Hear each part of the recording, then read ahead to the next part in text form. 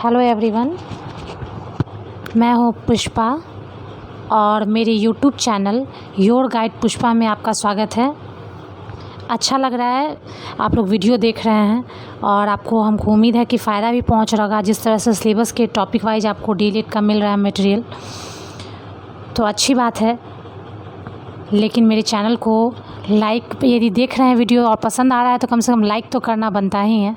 तो लाइक कीजिए और सब्सक्राइब भी कर लीजिए ताकि नया वीडियो जब भी आए तो आप देखते रहें। तो आज का हम लोग का टॉपिक है डीएलएड का पोर्शन का। कल हम लोग देख चुके थे पिछले वीडियो में महात्मा गांधी का हिंद स्वराज और दिवा स्वप्न जो था बघेरा भाई का, तो इन दोनों को हम लोग देख चुके हैं। अब आज हम लोग शुरू करेंगे रविन्द्रनाथ टैगोर के बारे में कि रविन्द्रनाथ टैगोर का शिक्षा दर्शन के बारे में क्या विचार था। तो आज का टॉपिक रहेगा लेसन 3 रहेगा, यूनिट 2 का लेसन 3 रविन्द्रनाथ टैगोर और लेसन 4, लेसन 3 रविन्द्रनाथ टैगोर और लेसन 4 रहेगा मारिया मोंटेसरी। तो इसी में हम आपको बीच बीच में क्वेश्चन भी बताते चलेंगे कैसे राइज करता है क्वेश्चन। तो चलिए शुरू करते हैं। रविन्द्रनाथ टैगोर का जो मेन शिक्षा दर्शन था वो व्यक्तित्व पर आधारित था। यानी वो उनका कहना था कि कर्मेंद्रियों और ज्ञानेंद्रियों मेन उनका कहना था कि आपको अपनी पर्सनालिटी पर ध्यान देना है। पर्सनालिटी ही, व्यक्तित्व जो है वही शिक्षा का सामंजस्य स्थापित करता है। तो ये किस तरह से है, तो चलिए शुरू करते हैं वीडियो को। रविन्द्रनाथ टैगोर शिक्षा सीखने में स्वतंत्रता एवं स्वायत्तता को रेखांकित करते हुए टैगोर ने शिक्षा शब्द का अर्थ व्यापक अर्थ में किया है। उन्होंने अपनी पुस्तक पर्सनालिटी में लिखा है कि सर्वोत्तम शिक्षा वही है जो संपूर्ण दृष्टि से हमारे जीवन का सामंजस्य स्थापित करता है। यानी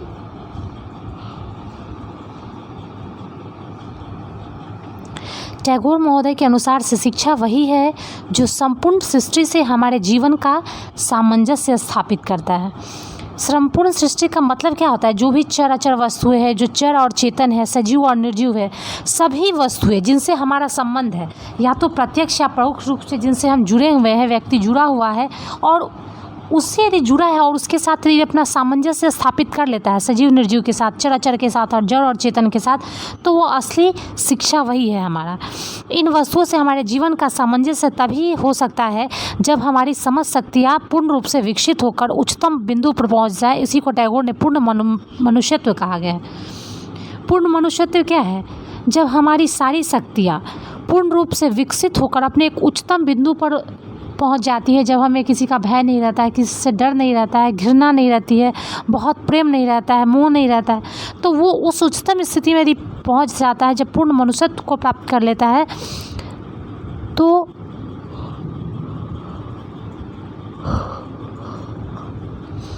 सामंजस्य ऑलरेडी अच्छे से बैठ जाता है।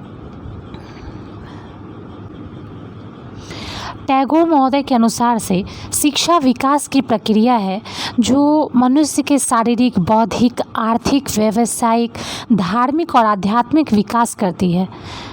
टैगोर महोदय के अनुसार से क्या है? शिक्षा जो पूर्ण मनुष्यत्व को प्रदान करती है, व्यक्ति को शारीरिक, बौद्धिक, आर्थिक, व्यावसायिक, धार्मिक और आध्यात्मिक विकास करता है और यही अत्यंत व्यापक शिक्षा का रूप यही है।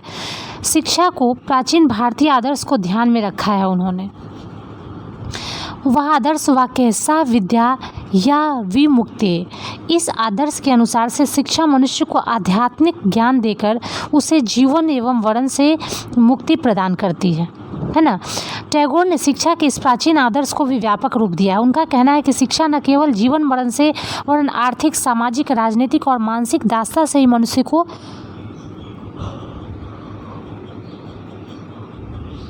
मुक्ति प्रदान करता है। तो हम जान रहे हैं कि शिक्षा वही है जो आर्थिक, सामाजिक, हर यानी व्यक्ति उस पूर्ण मनुष्यत्व को प्राप्त करना या फिर आध्यात्मिक ज्ञान को प्राप्त करना या जीवन मरण से मुक्ति प्रदान करना, यही टैगोर का मुख्य कथन था। अर्थात व्यक्ति को फिर पैसा कम होना या बहुत ज़्यादा धनाढ्य होना, समाज स्थिति में बहुत लोअर तबके का होना या श्रेष्ठ तबके का होना, राजनीतिक दल में यदि हैं तो राजनीति में बहुत नामी होना और बहुत गौण होना, मानसिक दास्ता, सब ये मान आदमी अपने मन से किसी से नफरत करता है, किसी से प्यार करता है, तो इन सारी चीज़ों से मुक्ति प्रदान करती है, वही शिक्षा है। यानी आध्यात्मिक ज्ञान भी है। आध्यात्मिक ज्ञान को प्राप्त करके, जिस शिक्षा को प्राप्त करके पूर्ण मनुष्यता प्राप्त करता है, वही टैगोर का शिक्षा दर्शन है। अतः मनुष्य को शिक्षा द्वारा उस ज्ञान का संग्रह करना चाहिए जो उसके पूर्वजों द्वारा संचित किया जा चुका है, यही सच्ची शिक्षा है। यानी कि उनका कहना है कि पूर्वज तो हमारे संचित कर चुके हैं, जैसे वेदों में, उपन्यासों में, वेद में, पुराणों में, तो उन सारी चीज़ों को हमें अपने ध्यान देना चाहिए। शिक्षण विधियाँ उनके अनुसार से क्या क्या है, तो उनके शिक्षण विधि जैसे हम पहले भी बोले हैं, मेथड ऑफ टीचिंग उनका 2 था, है ना। उनका कहना था कि शिक्षा की प्रक्रिया जीवन से पूर्ण होनी चाहिए, है ना। कृत्रिमता का विरोध उन्होंने किया था, जीवन की वास्तविकता पर आधारित होनी चाहिए शिक्षा। और बालक का विकास जो है, जैसा बधेरा भाई ने कहा था, गीजू भाई बधेरा ने, कि बच्चे के विकास जो है उसकी रुचि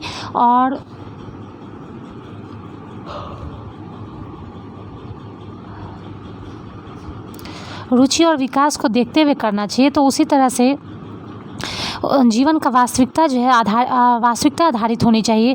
बालक का विकास उसकी रुचि और आवेग के अनुसार से होना चाहिए। इसके लिए उसे प्रत्यक्ष रूप से स्वतंत्र प्रयास एवं प्रत्यक्ष ज्ञान को अर्जित करने के लिए अवसर प्रदान करना चाहिए, है ना। तो शिक्षण विधि कैसी होना चाहिए, जीवन से पूर्ण होनी चाहिए, वास्तविकता पर आधारित होनी चाहिए, बच्चे की रुचि और आवेग के अनुसार से होना चाहिए, प्रत्यक्ष स्रोत एवं स्वतंत्र प्रयासों द्वारा प्रत्यक्ष ज्ञान को अर्जित करने का अवसर मिलना चाहिए, है ना। और उन्होंने अपनी प्रसिद्ध शैक्षणिक संस्थान शांति निकेतन किया। उनका जो भी प्रयोग था, जो ज्ञान को अर्जित करने को लेकर था, बच्चे की रुचि को लेकर, आवेग के अनुसार से, वो सारा उन्होंने अपने शांति निकेतन शिक्षण संस्थान में किया। उनका कहना था, कुछ उनका पॉइंट है जो उसको देख लेते हैं, कि टीचिंग ड्यूरिंग ट्रैवलिंग, है ना, भ्रमण के समय पढ़ना। टैगोर का विश्वास था कि कक्षा में पढ़ाई जाने वाली, अभी तुरंत उनका पहला आपको स्टैंजा हम बता चुके हैं, वास्तविकता से जोड़ करके बच्चों को देना है, और नहीं तो सिर्फ किताबी दे रहे हैं, वास्तविकता से वो परिचित नहीं है, अपने पर्यावरण से परिचित नहीं है, तो वो शिक्षा गतिहीन होती है, ऐसा टैगोर महोदय का कहना था। और बाहर में यदि बालक भ्रमण करके पढ़ता है, ट्रैवलिंग करके पढ़ता है, समझ कर पढ़ता है, तो उसकी मानसिक शक्तियाँ सतर्क होती हैं और प्रत्यक्ष रूप से देखकर अनेक विषय को, ज्ञान को सरलता से प्राप्त कर लेता है, उसको रटना नहीं पड़ता है। इस दृष्टि से टैगोर के शब्दों में भ्रमण के समय पढ़ना शिक्षण की सर्वोत्तम विधि है। वाद विवाद तथा प्रश्नोत्तर विधि, डिस्कशन एंड क्वेश्चन एरिया। तो ये भी कहना सही है कि पुस्तक को केवल रट लेने तक ही सीमित नहीं होना चाहिए, अपितु जीवन और समाज के अध्ययन पर आधारित होना चाहिए। बालक को यदि मन में यदि किसी चीज़ को लेकर प्रश्न आ रहा है कि ऐसा क्यों, इस चीज़ को हम क्यों अपनाएं, ये हम क्यों पढ़ें, तो उस तरह का उत्तर जो उनको शिक्षा के द्वारा प्राप्त हो, है ना, ऐसा उत्तर उनको शिक्षा के द्वारा प्राप्त हो जाए, किसी जीवन और समाज के अध्ययन पर आधारित हो, जो रटने का विधि नहीं, उनको समझा और उनके समस्याओं को भी हल कर दे, जिससे वे समस्याओं का हल आपस में वाद विवाद करके आसानी से निकाल सकते हैं। तो टैगोर महोदय का शिक्षण विधि किस आधार पे था, तो उनका कहना था कि वास्तविकता से जोड़ करके पढ़ाइए, पूर्ण मनुष्यता के साथ पढ़ाइए, आध्यात्मिक रूप में बच्चा को पढ़ाइए, भ्रमण के समय बच्चे को पढ़ाइए ताकि सरलता से वो ज्ञान ग्रहण कर ले, वाद विवाद और प्रश्नोत्तर विधि द्वारा पढ़ाइए ताकि उनके सामने समस्या है, उस समस्या को आसानी से वाद विवाद के द्वारा हल कर सके। तो क्रिया विधि, टैगोर ने क्रिया सिद्धांत को विशेष महत्व प्रदान किया था। उनका विश्वास था कि क्रिया शरीर और मस्तिष्क दोनों को शक्ति देती है, और शिक्षा प्राप्त करते समय उनसे पूछे, मतलब इतना क्रिया सिद्धांत पर जोर देते थे रविन्द्रनाथ टैगोर कि यदि कोई बच्चा उनसे पूछता था पढ़ाई करते समय कि क्या मैं दौड़ जाऊँ, तो कहते थे जाओ, बिल्कुल अवश्य, पेड़ पर चढ़ो, फल तोड़ो, कूदने फांदे, थकावट दूर हो जाती है, ऐसा उनका मानना था। बालक ज्ञान प्राप्त करने के लिए अधिक अच्छी दशा में आ जाता है, बालक के अनुभव का महत्व बढ़ जाता है यदि क्रिया करते रहता है तो, इसलिए बच्चा खेलते कूदते पढ़ाई करे तो ऐसा ज़्यादा बेहतरीन है। यानी कि उनका पढ़ाई जो है मेथड ऑफ एक्टिविटीज़ पे डिपेंडेंट था। मातृभाषा द्वारा शिक्षण, अब हम जान रहे हैं कि जो व्यक्ति जिस भाषा में पढ़ा है, जिस भाषा में वो जन्म लिया है, वो भाषा उसके लिए सरलतम माध्यम है सीखने का। और विश्व बंधुत्व की भावना के भी समर्थक थे टैगोर महोदय, अतः उन्होंने कहा कि पाठ्यक्रम में सभी संस्कृतियों को स्थान दिया जाना चाहिए।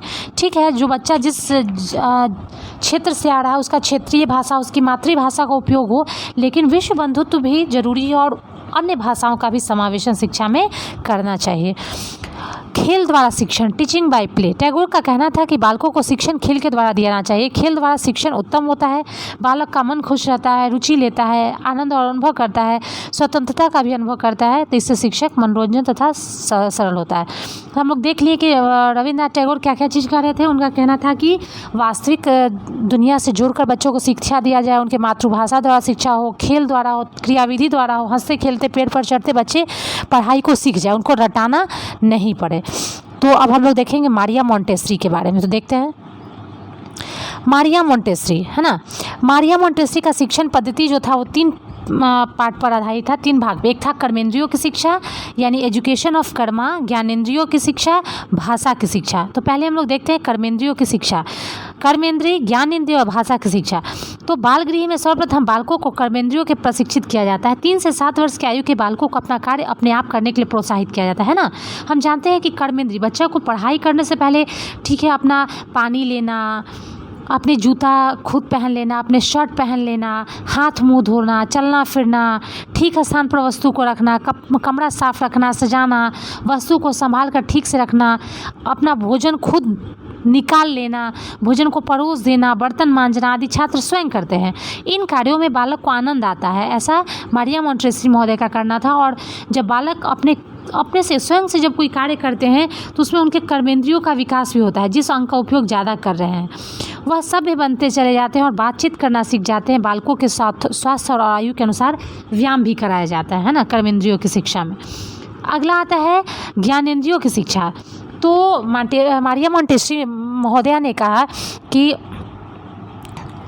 उन्होंने कहा कि ज्ञानेंद्रिय शिक्षा पर तो बल देती थी, इसके अलावा शैक्षिक उपकरण का भी सहारा लिया। ज्ञानेंद्रिय यानी कि कुछ देखने वाली चीज़ है तो वीडियो दिखा करके, बच्चा ऑडियो सुन करके तो सुनने वाला चीज़ उसको सुनाइए जिससे वो सीख पाए, है ना। अभी के टाइम में हम वीडियो दिखा करके बच्चे को ABCD पढ़ाना है तो ABCD पढ़ा सकते हैं। उसको यदि साइंस का कोई एक्सपेरिमेंट करना है तो हम उसको वीडियो दिखा कर आसानी से करवा सकते हैं, या उस चीज़ को महसूस कर सकता है, बहुत बारीकी से समझ सकता है। तो ये चीज़ें हो गई। और छोटे बच्चों में जैसे रंग का पहचान करने के लिए वो देखा, सुनने के लिए घंटियों का अलग अलग आवाज़ हो गया, स्पर्श के द्वारा चिकना, खुरदरा, मखमली, ऊनी सारी वस्तुओं को समझ सकता है। ज्ञानेंद्रियों के विकास के लिए अलग अलग गंधयुक्त द्रव का बोतल दिया जा सकता है कि किस बोतल में कौन सा द्रव्य भरा हुआ है। तो इससे आँख, कान, नाक, जीभ और त्वचा सभी ज्ञानेंद्रियों का उपयोग कर उसके द्वारा बच्चे शिक्षा प्राप्त कर लेंगे कि अच्छा ये नमक है, ये चीनी है, ये चाय है ना। तो ये मोंटेसरी महोदया ने कहा कि अलग अलग उपकरण का उपयोग करके भी शिक्षा दिया जा सकता है। जैसे कि सलाई, तिल्ली का सलाई हो गया, छोटे छोटे पाइप हो गए, दीवार हो गए, है ना, फूल पत्तियाँ हो गई। इनका उपयोग करके बच्चे आसानी से किसी चीज़ को सीख सकते हैं और समझ सकते हैं, गिनती गिन सकते हैं। तो ये चीज़ हो गई। अब अगला आता है भाषा की शिक्षा। तो एजुकेशन ऑफ लैंग्वेज। इस संदर्भ में मोंटेसरी महोदय का सिद्धांत यह निकाला कि बालक को पहले सीखना चाहिए, है ना, उसके बाद पढ़ना। हम लोग देखते हैं सु, बो, प, ली, है ना, सुनना, बोलना, पढ़ना, लिखना। तो सुबह पल्ली पर बेस्ट होता है। लिखते लिखते बालक पढ़ता तो अपने आप सीख जाता है। लिखना सिखाने के लिए बालक की मांसपेशियों का साधना आवश्यक है। तो इसीलिए जब हमको लिखना, बच्चा को लिखाना सिखाना है तो उसके लिए उसके हाथ और आँख में समन्वय होना जरूरी है। अंगों का उचित संचालन होगा तभी वो ढंग से पेन पकड़ पाएगा, पेंसिल पकड़ना सीख पाएगा। तो इसको सीखने के लिए लकड़ी अथवा गत्ते पर बने हुए अक्षरों पर पहले उंगली फिराना चाहिए। प्लास्टिक का हो, लकड़ी का हो। ए यदि है तो ए पर उंगली पर हाथ फिराए, बी है तो बी पर हाथ फिराए, क पर हाथ फिराए। तो इस तरह से वो जल्दी सीख जाता है, उसके मांसपेशियों में बल आ जाता है, आँखों में और हाथ में समन्वय करने की क्षमता बढ़ जाती है और बच्चा उच्चारण करना भी सीख जाता है। तो पहले भाषा की शिक्षा, पहले उसको हाथों पर पकड़ बनाना होगा, आँखों से देखने का समन्वय स्थापित करना होगा, फिर उसको पढ़ना सीखना होगा, लिखना सीखना होगा। तो लिखना सीखना सबसे अंत में होता है। तो मारिया मोंटेसरी महोदय का 3 सिद्धांत पे था, कर्मेंद्रियों की शिक्षा, ज्ञानेंद्रियों की शिक्षा और भाषा की शिक्षा। तो ये चीज़ हम लोग को क्लियर हो गया। रविन्द्रनाथ टैगोर था वास्तविक जीवन पर आधारित बच्चों को शिक्षा दिया जाना चाहिए, उनको खेल कूद करके सीखना चाहिए, किसी भी चीज़ को क्रियाविधि करके सीखना चाहिए। तो ये महोदया का कहना था। अब हम लोग देखते हैं, आज हम लोग का क्लास था रविन्द्रनाथ टैगोर और मारिया मोंटेसरी महोदया के शिक्षा दर्शन के बारे में, शिक्षा से क्या संबंध है और उनका क्या विचार था इसके बारे में। अब हम लोग देखेंगे अगला वीडियो अगले क्लास में। तो आपको यदि वीडियो देख रहे हैं तो वीडियो को लाइक ज़रूर करें, क्योंकि मैं भी इससे प्रोत्साहित होंगी और अगले वीडियो बनाने में मुझे भी बहुत जोश आएगा कि हाँ लोगों को फ़ायदा पहुंच रहा है। और चैनल को सब्सक्राइब भी ज़रूर कर लें। तो मिलते हैं नेक्स्ट वीडियो में, तब तक के लिए थैंक यू।